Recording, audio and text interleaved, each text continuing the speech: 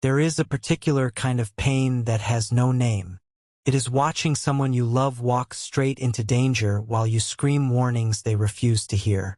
Not because they don't love you, but because the truth is too ugly for their heart to accept.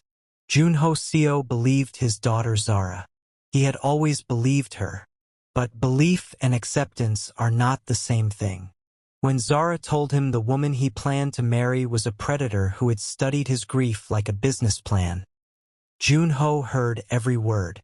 He just couldn't let himself believe the woman he loved could be that woman. That single blind spot nearly cost him everything. This is the story of a father, a daughter, and the most dangerous kind of liar, one who looks exactly like love.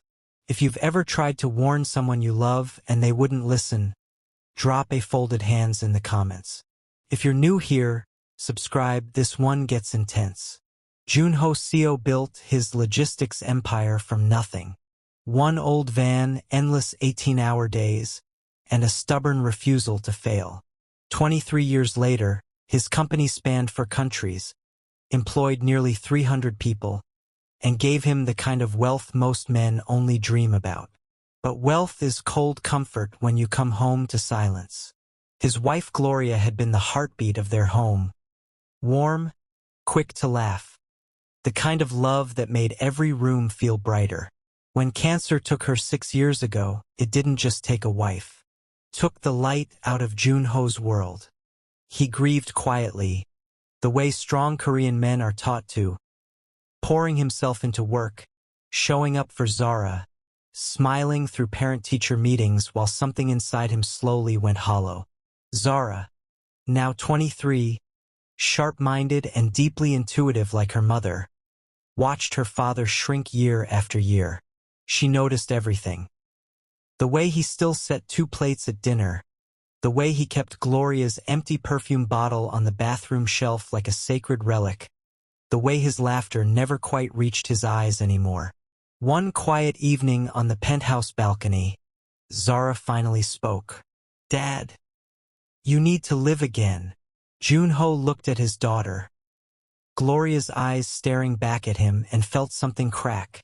"I am living," he said softly. "You're surviving," Zara replied gently. "There's a difference." It took months of patient encouragement before Joon-ho agreed to attend a charity gala his business partner had been pushing him toward. He went reluctantly, in the same suit he wore to Gloria's last anniversary dinner. He stayed for 4 hours. That was the night he met Soo-Yeon Lim. She was the event's coordinator, elegant, poised, and Korean. She approached him at the bar with perfect warmth and no pressure.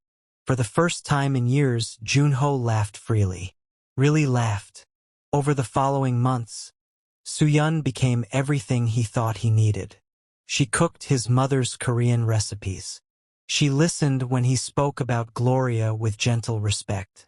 She made the big empty penthouse feel warm again. But Zara noticed the cracks almost immediately. The way Soo-Yeon's smile would vanish the second Joon-ho left the room. The way she casually asked probing questions about the business, the accounts, the will. The way she looked at Zara. Not like a future stepdaughter, but like an obstacle to be managed. 3 months into the relationship, strange things began happening. One night, Zara found the gas stove left on after Soo-Yeon had cooked dinner. Something that had never happened before. Another evening, Zara nearly slipped on a suspiciously wet patch of floor right at the top of the marble staircase. Small things, easy to dismiss, but Zara couldn't shake the feeling. She confronted her father in his study. "Dad, something is wrong with her. I see how she changes when you're not around." Joon-ho listened with the patience of a man who had raised her alone. Then he said softly, "Zara, I know you're scared of losing me again, but Soo-Yeon has been good to us. Give her time."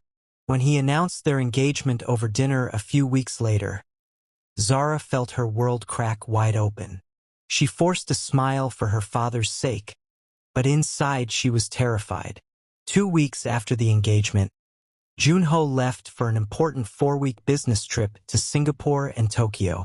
The morning he departed, Zara stood in the hallway, heart racing. "Dad, please don't go. I have a bad feeling." He kissed her forehead.